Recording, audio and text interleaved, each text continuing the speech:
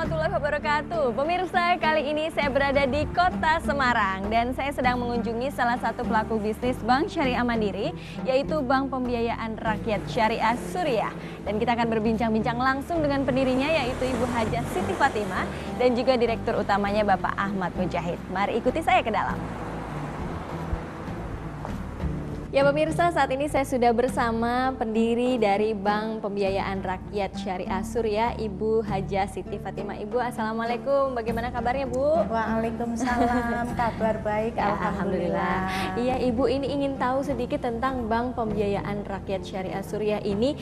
Sejak kapan sih dirintisnya Bu, dan latar belakangnya seperti apa nih Bu? Kami rintis sejak tahun 2004 dan berdiri mulai operasional pada tahun 2005. Latar belakang dari berdirinya Bank Syariah Suriah ini adalah bahwa saya dan suami saya selaku pengusaha sejak tahun 1983 selaku pengusaha jasa konstruksi atau kontraktor. Kami mempunyai para pengusaha-pengusaha kecil selaku pemasok material. Kami sangat peduli dengan pemasok material tadi sehingga tergerak hati saya untuk mendirikan sebuah bank syariah. Kalau boleh tahu, ada penghargaan-penghargaan yang sudah dicapai ya Bu ya?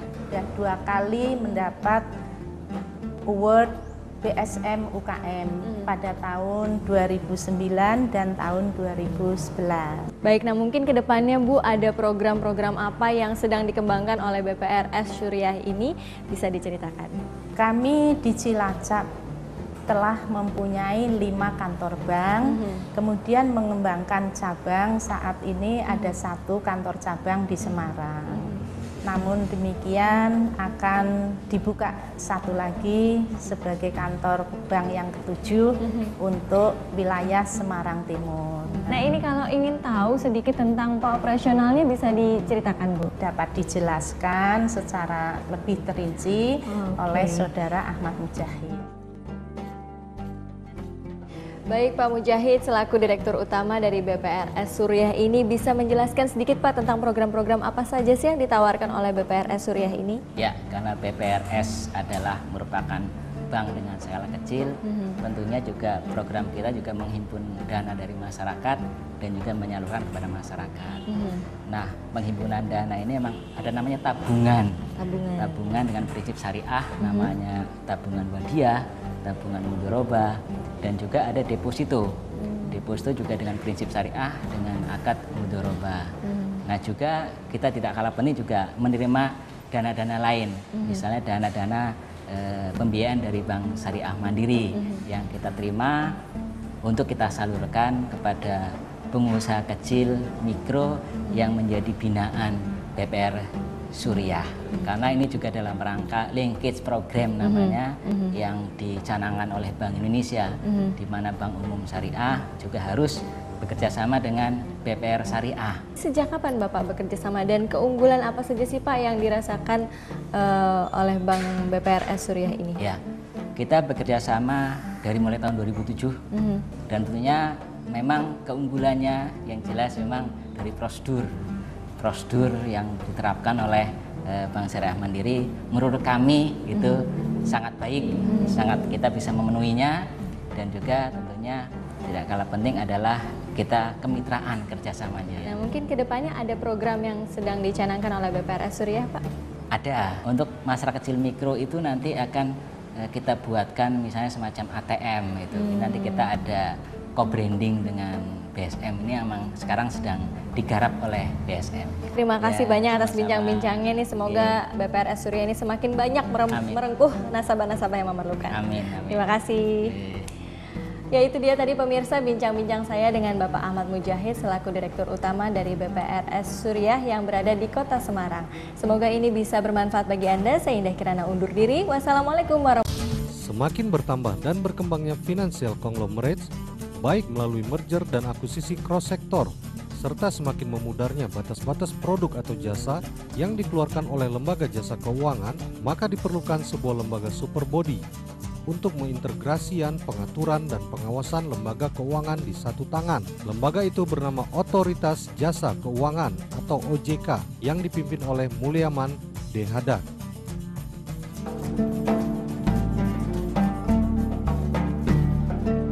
Pemirsa, saya akan bincang-bincang dengan Bapak Mulyaman D. Haddad. Sekarang saya akan menuju ke ruangan beliau. Assalamualaikum Pak Mulyaman. Waalaikumsalam, apa kabar Pak? Gimana Pak? Sehat? Alhamdulillah sehat. Oke Pak, kita sekarang ingin bincang-bincang seputar bisnis syariah dan OJK. Bagaimana OJK Pak sekarang? OJK adalah lembaga pengawasan yang memang dibentuk berdasarkan undang-undang dan memang ditujukan untuk tidak hanya mengawasi industri perbankan, termasuk juga lembaga keuangan bukan bank dan pasar modal. Bank ya, asuransi, pasar modal. Saya kira semua jasa keuangan akan diawasi oleh OJK. Tidak hanya yang konvensional, tentu saja juga termasuk yang syariah. Oleh karena itu banyak tentu saja hal-hal yang perlu kita bicarakan. Sebab nanti akan juga dibicarakan atau menjadi bagian dari tugas OJK mengembangkan industri keuangan syariah secara keseluruhan. Dulu ini latar belakangnya gimana sih Pak? Pengawasan dari BI, kemudian DQ, ada keperluan bahwa pengawasan perlu dilakukan secara terintegrasi agar kemudian bisnis bank dan bisnis bukan bank bisa diawasi secara bersama-sama dan terintegrasi. Sebab kalau diawasi sendiri-sendiri, saya kira khawatir kita akan terbangun satu pulau-pulau atau satu silo-silo yang satu kesatuan, tidak satu kesatuan, sehingga kemudian sering terjadi loopholes atau bolong yang saya kira pada akhirnya akan banyak menimbulkan masalah. Baik. Oke, kalau gitu mari silakan. Baik Pak. Sakir. Saya beberapa kali menekankan bagaimana kita memperkuat peranan misalnya MES di daerah-daerah. Ada kekhawatiran di antara pelaku industri syariah karena perbankan dan keuangan syariah tidak diatur secara eksplisit dalam Undang-Undang Otoritas Jasa Keuangan atau OJK. Oleh karena itu, OJK perlu mengambil peran untuk meningkatkan pasar keuangan syariah. Salah satu caranya dengan menyusun strategi pengembangan perbankan syariah sejalan dengan Undang-Undang Perbankan Syariah, termasuk kebijakan pemenuhan sumber daya manusia. Beberapa pengamat melihat OJK ini semacam super body seperti macam KPK. Di sini super bodinya pengawasan. Sebetulnya gimana sih sebetulnya Pak? Ya, saya mendengar itu dari beberapa kawan juga mengatakan OJK sebagai lembaga super body. Tetapi mungkin saya lebih senang melihatnya dari sisi bahwa OJK ini adalah sebagai lembaga pengawas yang terintegrasi. Karena seperti Pak Sakir mengetahui bahwa lembaga ini tidak hanya mengawasi industri perbankan, tetapi juga lembaga keuangan lainnya dan pasar modal. Terintegrasi memang, sehingga memang secara pekerjaan memang besar dan kompleks. Kompleksitas itu yang saya kira membedakan dengan kegiatan sebelumnya, dan tentu saja kompleksitas ini yang menuntut pemahaman kita terhadap bagaimana nature dari kegiatan sektor keuangan itu.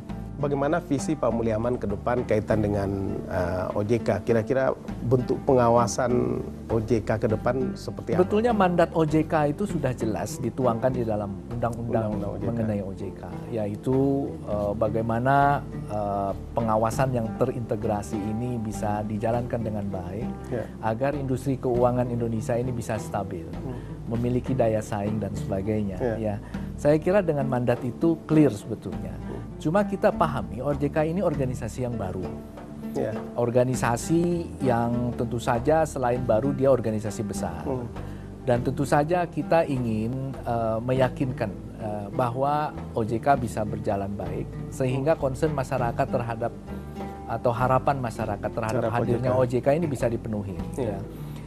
Tentu saja ada beberapa isu yang menurut saya penting, yang ini menjadi bagian yang akan dilakukan pada masa transisi ini. Ini masa transisi. Masa transisi ini mungkin saya kira akan memakan waktu lebih dari 2 tahun. Masa transisi ini menjadi sangat penting. Pada masa transisi ini kita akan melakukan konsolidasi organisasi, mulai dari awal betul, mulai dari kita menetapkan apa sebetulnya visi, ya, misi dan lain sebagainya. Bagaimana kemudian kita harus menyusun struktur organisasi. Bagaimana kemudian pimpinan-pimpinan OJK ini bisa mentranslate concern masyarakat, ya, atau ekspektasi masyarakat ke jajaran OJK ke dalam. Saya kira ini bagian-bagian ini yang akan kita lakukan, ya. Dan tadi kaitan struktur, Pak, tadi maaf. Ada semacam kekhawatiran nih dari praktisi syariah. Di Undang-Undang OJK kan sama sekali tidak disebutkan secara eksplisit di situ, Pak. Nanti di struktur kira-kira dalam bentuk seperti apa yang untuk pengawasan untuk syariah, Pak? Perbankan maupun non-bank. Di undang-undang memang tidak secara eksplisit dinyatakan. Tetapi dalam detail dari apa yang diatur di dalam undang-undang itu tentu saja akan ada satuan kerja atau unit kerja yang nanti akan bertanggung jawab terhadap perkembangan lembaga keuangan syariah. Itu dalam struktur? Dalam struktur itu ada. Saya kira karena tersebar, tentu saja juga kalau kita mendekatinya secara sektoral, jadi mengkotak, akan mengkotak-kotakkan, dan menurut saya juga akan tidak baik. Oleh karena itu, Pak Sakir, mungkin nanti perlu kita lihat secara, sekali lagi, secara terintegrasi agar kemudian ada sinergi ya antara satu sektor dengan sektor lainnya, sehingga kemudian potensi yang relatifly mungkin masih terbatas kemudian bisa menjadi lebih kuat dengan integrasi industri yang ingin. Oke, terakhir Pak, ini sebagai Ketua MES, peran strategis MES ke depan kira-kira seperti apa, Pak, yang akan dilakukan oleh? Ya, kita sudah membuat program kerja jangka pendek dan jangka menengah, ya, yang sangat terkait dengan keinginan untuk mendorong industri keuangan syariah yang lebih cepat. Ya. Memang setelah kita evaluasi, ya, selama ini kita banyak kegiatan berputar pada kegiatan-kegiatan berdiskusi, berseminar, ya, workshop, conference, begitu ya. Saya kira tidak juga jelek, ya. Tetapi mungkin perlu ada pergeseran fokus kegiatan, ya. Saya beberapa kali menekankan bagaimana kita memperkuat peranan misalnya MES di daerah-daerah. Dengan harapan kemudian adalah kita berharap muncul awareness yang lebih besar juga di daerah. Di daerah-daerah. Sehingga kemudian sekaligus juga ini memperbesar awareness masyarakat secara keseluruhan, seluruh lapisan.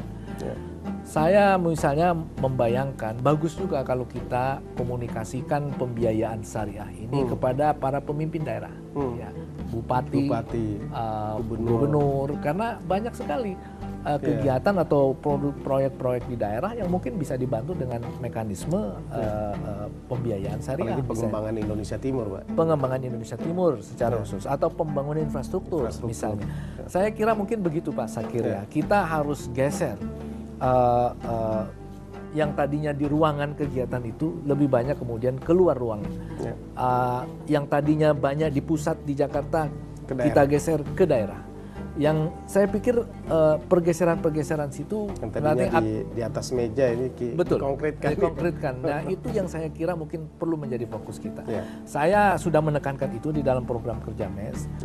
Mudah-mudahan mungkin dalam waktu yang tidak terlalu lama kita bisa deliver beberapa kegiatan yang memang melibatkan daerah misalnya dan melibatkan hal-hal yang lebih konkret. Oke, baik, terima kasih banyak Pak Mulyaman atas berkenan waktu bincang-bincang seputar bisnis syariah dan OJK. Terima kasih, sama-sama. Assalamualaikum. Waalaikumsalam.